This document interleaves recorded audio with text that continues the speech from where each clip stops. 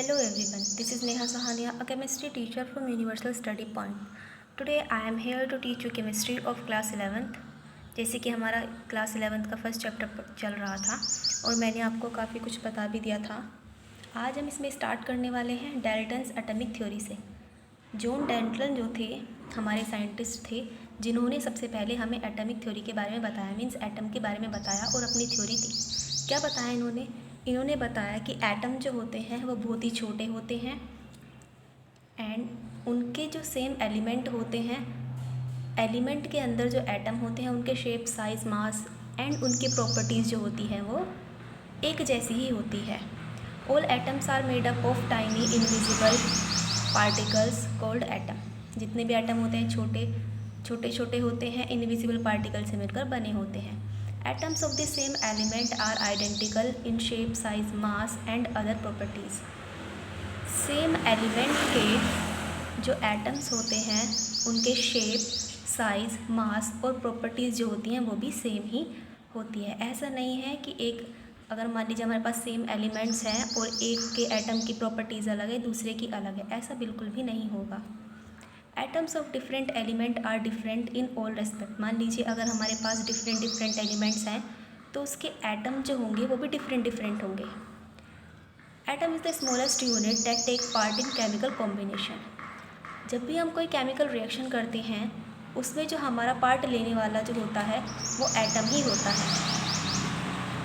जैसे अगर हम बात करें, हमने काफ़ी रिएक्शन पढ़ चुके हैं हम, तो अगर हम बात करें हम कोई रिएक्शन करते हैं,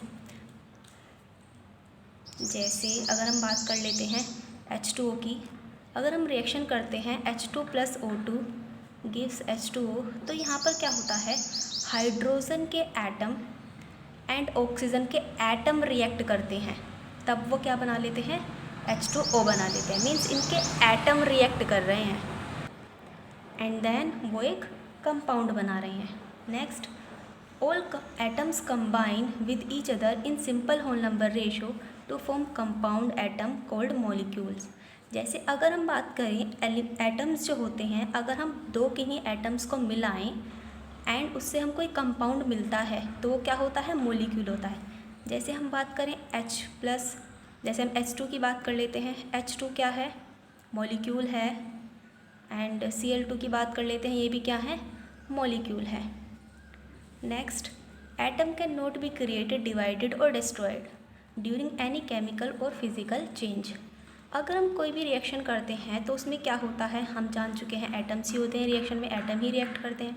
लेकिन हम जब भी कोई रिएक्शन करते हैं उसमें ऐसा कभी नहीं होता कि एटम वहाँ पर नए क्रिएट हो चुके हैं और या फिर डिवाइड हो चुके हैं, ऐसा नहीं होता है। तो कोई भी केमिकल और फिजिकल रिएक्शन करते हैं तो वहाँ पर एटम्स ना ही तो क्रिएट होते हैं और ना ही डिस्ट्रॉयड होते हैं। नेक्स्ट हमारा आता है एटॉमिक मास। एटॉमिक मास जो है हमारा वो C12 पर बेस है, यानी कि हमें पहले नहीं पता था कि एटम का मास कितना है, कोई भी कंपाउंड है उसके अंदर जो एटम है उसका मास कितना है। उसका मास जानने के लिए हमने कौन सा मेथड अपनाया, C12 वाला, क्योंकि हमारे पास वहाँ पर कोई मेज़रमेंट वाली भी चीज़ नहीं थी, तो इसलिए हम C12 के बेस पर क्या किया, एटॉमिक मास निकाला। C12 is assign a mass of exactly 12 atomic mass unit. क्योंकि C12 जो था इसमें ही हमें एग्जैक्ट पता चल पाया कि इसके अंदर 12 एटम्स हैं, 12 एटॉमिक्स मास यूनिट, जिसे हम AMU भी कहते हैं। लेकिन अब ये मॉडिफाई हो चुका है, इसे हम U भी कहते हैं, मीन्स यूनिफाइड मास कहते हैं, हमारा यूनिफाइड मास। तो इसमें हमें क्या रिलेशन पता चला कि 1 AMU = 1/12 mass of 1 carbon atom. तो यहाँ से हमारे पास कितनी वैल्यू आ गई, 1 AMU = 1.666056 × 10⁻⁻²4।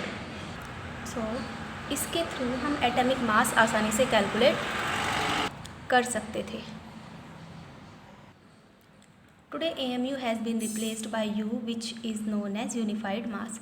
लेकिन अब हम AMU नहीं पढ़ते हैं, हम जो मास को पढ़ते हैं, उसकी यूनिट जो पढ़ते हैं वो क्या पढ़ते हैं, यूनिफाइड मास यानी कि U। जैसे आपने बुक्स में देखा भी होगा, तभी भी किसी का मास दिखाते हैं एटॉमिक मास तो वहाँ पर U लिखा होता है। मान लीजिए हम कार्बन की बात करें, कार्बन का मास कितना होता है, 12, तो इसको हम AMU नहीं लिखते हैं, इसको हम लिखते हैं 12U। नेक्स्ट हमारा आता है एवरेज एटॉमिक मास। एवरेज एटॉमिक मास क्या होता है? सबसे पहले तो हमें जानने वाली बात यह है कि जब हम एटॉमिक मास के बारे में पढ़ चुके हैं तो एवरेज की क्यों ज़रूरत पड़ी। तो यहाँ पर एवरेज की ज़रूरत हमें आइसोटॉप्स में पड़ती है। आपने आइसोटॉप्स पढ़े भी होंगे। जैसे अगर हम बात करें कार्बन की, कार्बन एग्जिस्ट कैसे करता है? 12 में भी होता है, 13 में भी, 14 में भी। तो ये तीनों क्या है? कार्बन के आइसोटॉप्स हैं। वैसे ही क्लोरीन के भी होते हैं, ऑक्सीजन के भी होते हैं। तो अब हमें इसका एटॉमिक मास निकालना है। एटॉमिक मास यानी कि इनका एवरेज निकालना है। एवरेज कैसे निकालते हैं? एवरेज निकालने के लिए हमारे पास फॉर्मूला होता है average atomic mass is equal to A1x1 plus A2x2 plus AnxN। तो जैसे हम बात करें आइसोटोप की, कार्बन का ले लेते हैं। 12 कार्बन में रिलेटिव अबेंडेंस परसेंट, ये होता क्या है कि अगर कार्बन 12 है, उसका एटॉमिक मास कितना है? 12।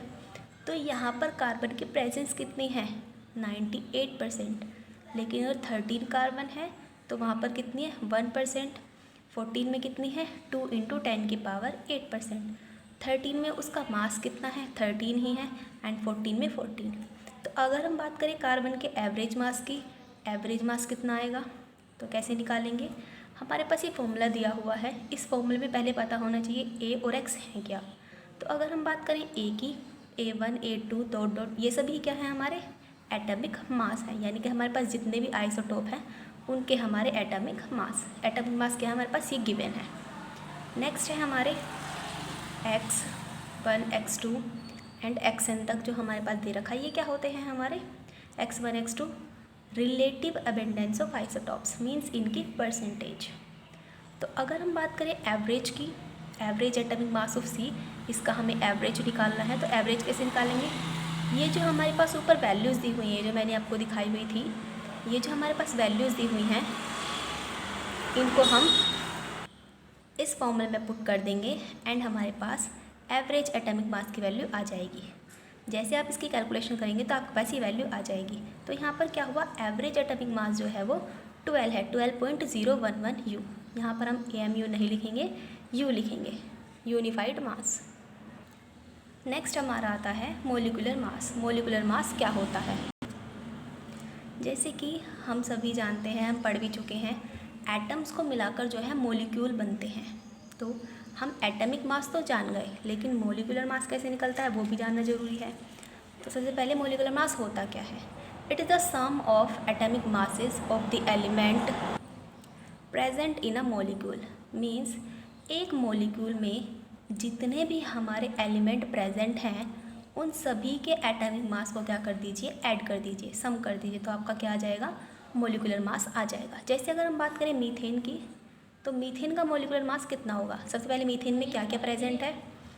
C and H, means CH4 इसका क्या होता है? फॉर्मूला होता है। तो अगर हम इसका मोलिकुलर मास निकालेंगे तो कैसे निकालेंगे? सबसे पहले C का एटॉमिक मास कितना होता है? 12, एंड H का कितना होता है? 1। लेकिन यहाँ पर हमारे पास H कितने हैं? 4 हैं, तो 4 से मल्टीप्लाई भी करनी पड़ेगी। तो इसका मोलिकुलर मास क्या हो जाएगा? 12 + 4 × 1 = 16U।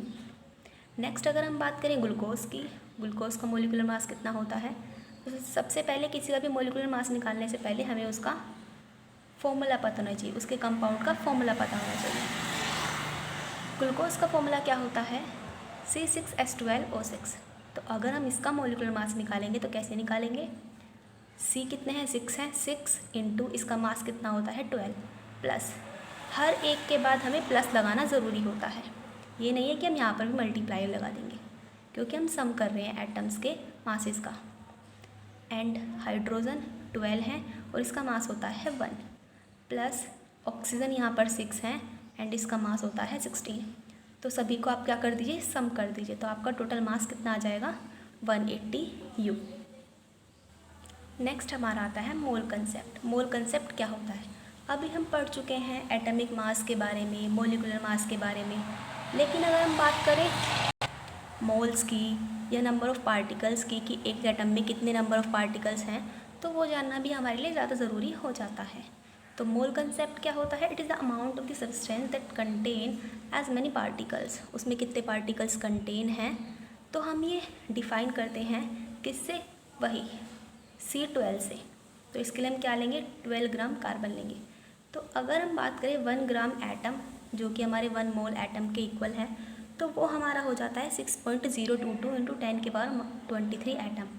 वैसे तो हमें डायरेक्टली ही याद करना है, लेकिन मान लीजिए आपका क्वेश्चन आ जाए कि ये आया कहाँ से, तो उसके लिए क्या होता है? कैलकुलेशन मीन्स हमने कैलकुलेशन करनी है और तब हमारे पास ये आ जाएगा। आएगा कैसे? हम यहाँ पर कार्बन की बात कर रहे हैं, तो वही ले लेते हैं। The mass of a carbon 12 was determined using mass spectrometer. तो सबसे पहले 12 कार्बन, जो कि हम जानते हैं इसमें हमारे एटम 12 ही होते हैं, तो मास स्पेक्ट्रोमीटर से हमने क्या किया? इसकी वैल्यू निकाल ली कि 12 कार्बन में जो इसका मास होता है वो कितना होता है? इतना होता है। तो अगर हम बात करें number of atom in 1 mole of carbon 12, तो उसमें कितना होगा? 12 ग्राम मोल बाय दिस वैल्यू। तो अगर आप इन दोनों को डिवाइड करें तो आपके पास क्या आ जाता है? 6.022 इंटू 10⁻23। और इसी से ही हम इसे सॉल्व कर सकते हैं। किसी भी चीज़ के लिए, किसी भी पार्टिकल्स को किसी के लिए भी निकालने के लिए हम ये चीज़ यूज़ कर सकते हैं। 6.022 इंटू 10⁻23। और इसे हम क्या कहते हैं? इसे हम बोलते हैं एवोगैड्रो नंबर या फिर Na। ये Na। It is also known as Avogadro's number and it is denoted by Na, जिसे हम एवोगैड्रो नंबर भी बोलते हैं और Na से डिवाइड करते हैं। बहुत छोटे छोटे से न्यूमेरिकल्स होते हैं हमारे, जो इस पर बेस आ जाते हैं। नेक्स्ट अगर हम बात करें, the mass of 1 mole of a substance is in gram is called its molar mass. यानी कि हमारे पास अगर 1 मोल सब्सटेंस है तो उसके मास को हम क्या कहते हैं? मोलर मास कहते हैं। आज के लिए बस इतना ही। मे बी आपको सभी को अच्छे से क्लियर हो गया हो। Thank you very much.